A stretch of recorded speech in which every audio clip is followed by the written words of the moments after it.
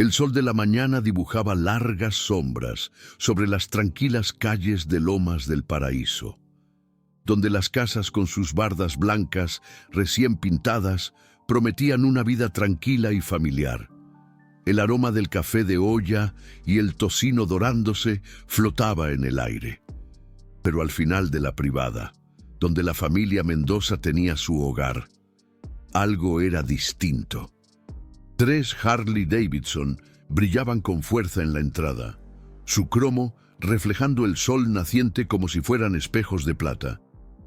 El rugido de sus motores había callado hacía horas, pero su mera presencia era suficiente para que algunos vecinos se asomaran tras las cortinas con recelo. Marcos Mendoza no era lo que la gente imaginaba al escuchar Ángel del Infierno. A sus 42 años, con los brazos cubiertos de tatuajes y un chaleco de cuero que parecía pegado a sus hombros. Tenía toda la pinta del motociclista intimidante del que murmuraban los vecinos. Pero quienes lo conocían veían algo muy diferente. Su esposa, Elena, enfermera pediatra, se había enamorado de su corazón noble 20 años atrás. Sus 2 hijos, Sofía, de 12, y el pequeño Mateo, de 7, conocían a su padre como el hombre que les hacía trenzas y les leía cuentos antes de dormir, con voces diferentes para cada personaje. Marcos trabajaba como mecánico 6 días a la semana, pagaba sus impuestos, entrenaba al equipo infantil de fútbol los sábados y nunca había recibido ni siquiera una multa de tránsito. Pero nada de eso le importaba a don Ramón Aguirre. Antes de continuar, si crees en la justicia, en la familia y en no juzgar a los demás por su apariencia, asegúrate de darle me gusta a este video. Compártelo con alguien que necesite escuchar esta historia. Suscríbete al canal y cuéntanos en los comentarios desde dónde nos estás viendo. Porque lo que le sucedió a esta familia te recordará que la humanidad todavía existe, en los lugares más inesperados. Don Ramón Aguirre vivía al lado de los Mendoza desde hacía 3 años. Y durante esos 3 años había estado construyendo un caso en su contra en su propia mente. Cada rugido de una motocicleta lo hacía estremecerse. Cada reunión de motociclistas para una carne asada dominical lo convencía de que actividades criminales estaban ocurriendo al lado. Fotografió a cada visitante, documentó cada llegada a altas horas de la noche.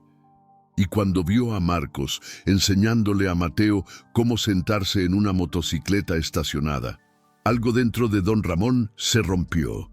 La llamada que hizo a la Procuraduría de Protección de Niños y Adolescentes pintó un cuadro de peligro y negligencia. Afirmó que los niños estaban expuestos a actividades de pandillas, que se almacenaban armas en la casa, que se vendían drogas desde el garaje. Nada de eso era verdad, pero don Ramón contó la historia con tal convicción que se inició una investigación. Elena Mendoza abrió la puerta un martes por la mañana para encontrarse con 2 trabajadoras sociales y un policía en su porche. La expresión en sus rostros le dijo todo. Sofía y Mateo fueron puestos bajo custodia temporal esa tarde. Marcos llegó a casa del trabajo para encontrar a su esposa en el suelo de la cocina, sollozando. Su casa vacía de las 2 cosas que más le importaban. La investigación no encontró nada. Ni drogas, ni armas, ni evidencia de ningún delito. Pero el daño estaba hecho. Se fijó una fecha para la audiencia. Don Ramón Aguirre había convencido a un juez de que era necesaria una audiencia formal para determinar si los niños debían ser devueltos. Había recolectado firmas de 7 vecinos, todos ellos haciendo afirmaciones sobre la peligrosa familia de motociclistas que había invadido su tranquila calle. Marcos se sentó en la sala del tribunal en la mañana de la audiencia, su chaleco de cuero guardado en casa, vistiendo un traje que se sentía extraño sobre su piel. Elena apretaba su mano con tanta fuerza que sus nudillos estaban blancos. Su abogado les había dicho que tenían un caso sólido, pero la preocupación en sus ojos decía otra cosa. En un pueblo como este, las apariencias importaban, y Marcos sabía cómo se veía para las personas que no lo conocían. Y entonces, algo extraño sucedió. Un sonido comenzó a crecer afuera. Al principio era distante, como un trueno que se acercaba desde lejos, pero se hizo más fuerte, más cerca. El rugido de los motores, docenas de ellos, luego cientos. Llenó el aire hasta que las ventanas del juzgado comenzaron a vibrar. El alguacil miró por la ventana y su rostro se puso pálido. Motocicletas, cientos de ellas, alineadas afuera del juzgado en perfecta formación. Hombres y mujeres con chalecos de cuero, los parches rojos y blancos de los ángeles del infierno, visibles incluso desde adentro. No estaban allí para causar problemas, estaban allí para testificar, uno por uno. Entraron en la sala del tribunal. Oso, el presidente del capítulo, un hombre cuya sola presencia podía silenciar una habitación. Caminó al frente. Detrás de él vinieron 37 testigos de carácter. Médicos a los que Marcos había ayudado cuando sus autos se averiaban. Maestros cuyos hijos jugaban con Sofía y Mateo. Un pastor a quien Marcos había ayudado en silencio a reconstruir el techo de la iglesia después de una tormenta. Un director de un refugio para personas sin hogar que testificó que el capítulo local había donado más de 50,000 pesos en el último año. El juez escuchó. Durante 2 horas, escuchó historia tras historia de una familia que daba más de lo que tomaba. De un hombre que parecía peligroso, pero tenía un corazón que pertenecía a todos a su alrededor. Don Ramón Aguirre se sentó en la última fila, su rostro enrojeciendo con cada testimonio. Había esperado destruir una familia ese día. En cambio, vio cómo su propia credibilidad se desmoronaba. Cuando el juez finalmente habló, su voz estaba cargada de algo parecido a la emoción. Dijo que había visto muchos casos en sus 30 años en el estrado, pero nunca había visto a una comunidad levantarse tan poderosamente por uno de los suyos. Desestimó el caso por completo. Ordenó que los niños fueran devueltos a sus padres inmediatamente.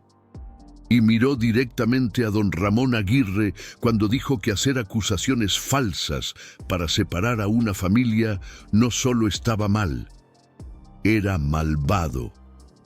Marcos Mendoza no lloraba a menudo, pero cuando Sofía y Mateo corrieron a sus brazos en esa sala del tribunal, cuando Elena los abrazó a todos, cuando 500 motociclistas afuera rugieron sus motores en celebración, las lágrimas fluyeron libremente.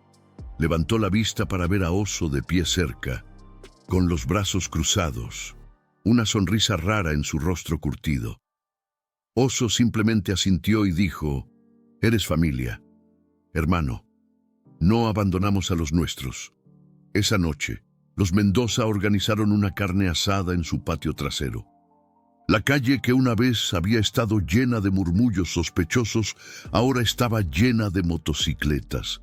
Los vecinos que habían firmado la petición de don Ramón estaban de pie en sus porches, observando cómo se volteaban las hamburguesas y los niños reían, y una comunidad elegía ver más allá del cuero y los tatuajes.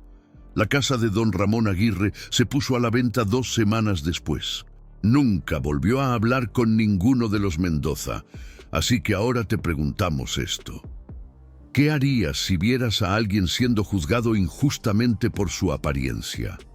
¿Te quedarías en silencio o defenderías lo que es correcto? Comenta abajo con las palabras: Familia protege a familia. Porque eso es exactamente lo que sucedió aquí.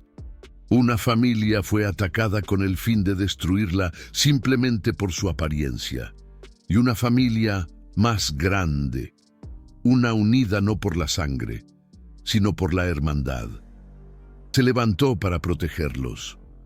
Porque a veces, la gente que parece más peligrosa es la que tiene el corazón más grande. Y a veces, la persona con traje y corbata de al lado es a la que deberías temer de verdad. Piénsalo, nunca juzgues un libro por su portada, jamás, y nunca subestimes el poder de una familia que cabalga junta, una hermandad que ruge unida por las carreteras, defendiendo lo suyo, con uñas y dientes, y el estruendo de sus motores.